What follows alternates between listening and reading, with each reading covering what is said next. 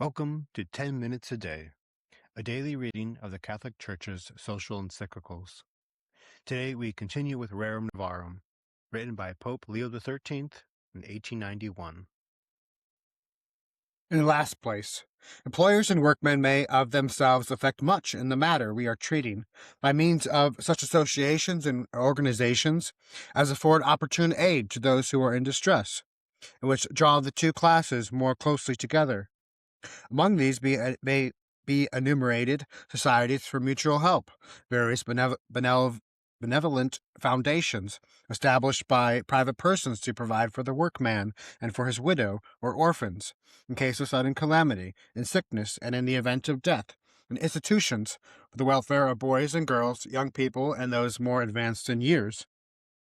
The more important of all are workmen's unions, for these virtually include all the rest. History attests what excellent results were brought about by the artificers' guilds of olden times. They were the means of affording not only many advantages to the workmen, but in no small degree of promoting the advancement of art, as numerous monuments remain to bear witness. Such unions should be suited to the requirements of this our age, an age of wider education, of different habits, and of far more numerous requirements of daily life. It is gratifying to know that there are actually in existence not a few associations of this nature, consisting either of workmen alone or of workmen and employers together. But it were greatly to be desired that they should become more numerous and more efficient. We have spoken of them more than once, and yet it will be well to explain here how notably they are needed, to show that they exist in their own right, and what should be their organization and their mode of action. Conscious of his own weakness,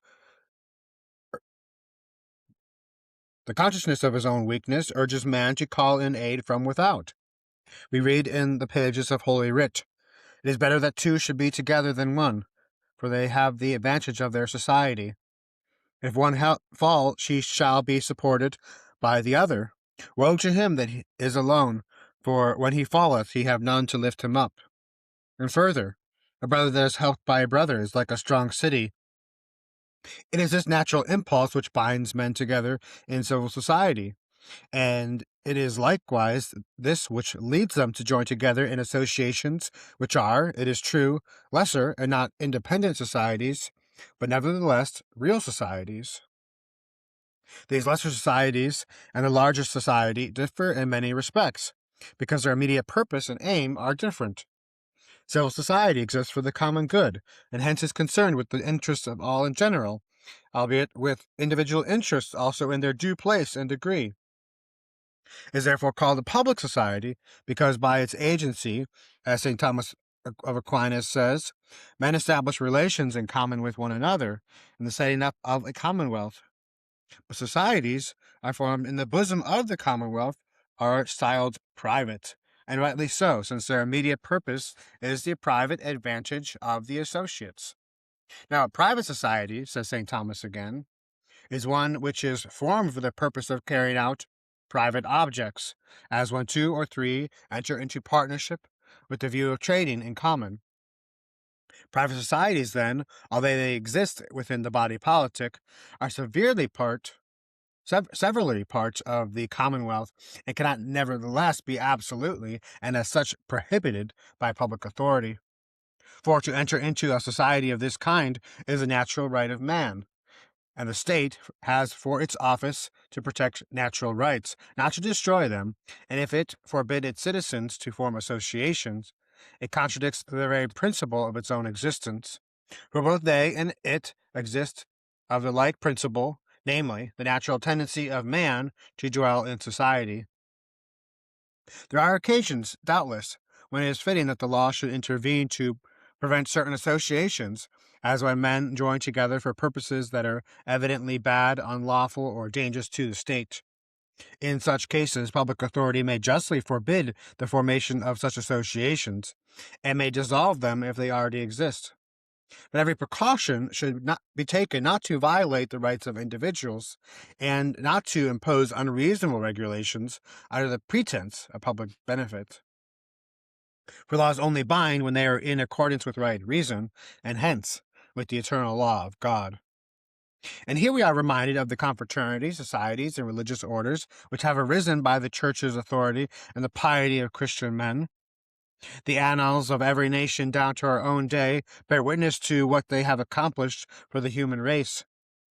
It is indisputable that on grounds of reason alone, such associations, being perfectly blameless in their objects, possess the sanction of the law of nature. In their religious aspect, they claim rightly to be responsible to the Church alone. The rulers of the state accordingly have no rights over them, nor can they claim any share in their control. On the contrary, it is the duty of the state to respect and cherish them, and, if need be, to defend them from attack. It is notorious that a very different course has been followed, more especially in our own times. In many places, the state authorities have laid violent hands on these communities and committed manifold injustice against them. It has placed them under the control of the civil law, taken away their rights as corporate bodies, and despoiled them of their property. In such property, the Church had her rights. Each member of the body had his or her rights, and there were also those rights of those who had founded and endowed those communities for a definite purpose, and furthermore of those for whose benefit and assistance they had their being.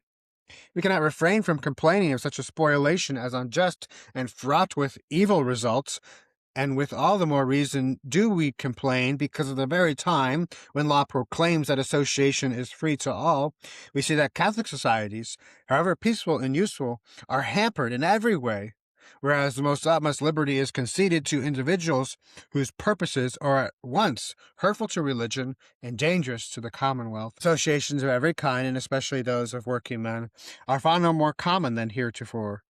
As regards to many of these, there is no need at present to inquire whence they spring, what are their objects, or what are the means that they imply. Now, there is a good deal of evidence in favor of the opinion that many of these societies are the hands of secret leaders and are managed on principles ill according with Christianity and the public well-being. They do their utmost to get within their grasp the whole field of labor and force working men either to join them or to starve. Under these circumstances, Christian working men must do one of two things: either join associations in which their religion will be exposed to peril, or to form associations among themselves and unite their forces so as to shake off courageously the yoke of so unrighteous and intolerable an oppression. No one who does not wish to expose man's chief good to extreme risk will for a moment hesitate to say that the second alternative should be by all means adopted. Those Catholics who are worthy of praise, and they are not a few, who, understanding what the times require, have striven, by various undertakings and endeavors, to better the condition of the working class by rightful means. They have taken up the cause of the working man, and have spared no efforts to better the condition both of families and individuals, to infuse a spirit of equity into their mutual relations of employers and employed, to keep before the eyes of both classes the precepts of duty and the laws of the gospel, that gospel which, by inculcating self-restraint, keeps men within the bounds of moderation, and tends to establish harmony among the divergent interests in the various classes which compose the body politic. It is with such ends in view that we see men of eminence working together for discussion, for the promotion of concerted action, and for practical work.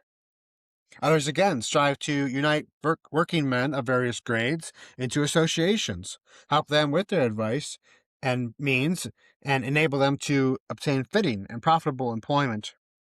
The bishops, on their part, bestow their ready goodwill and support, and with their approval and guidance, many members of the clergy, both secular and regular, labor assiduously in behalf of the spiritual interests of the members of such associations, and they are not wanting Catholics blessed with affluence, who have, as it were, cast in their lot with the wage earners, and have spent large sums in founding and spreading widely benefit and assurance societies, by means of which the working man may without difficulty acquire through his labor not only many present advantages, but also the certainty of honorable support in days to come.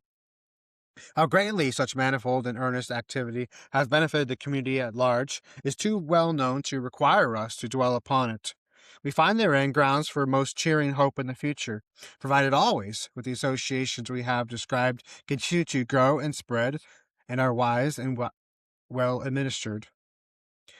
The state should watch over these societies of citizens banded together in accordance with their rights, and it should not thrust itself into their peculiar concerns and their organization, for things move and live by the spirit inspiring them, and may be killed by the rough grasp of an hand from without.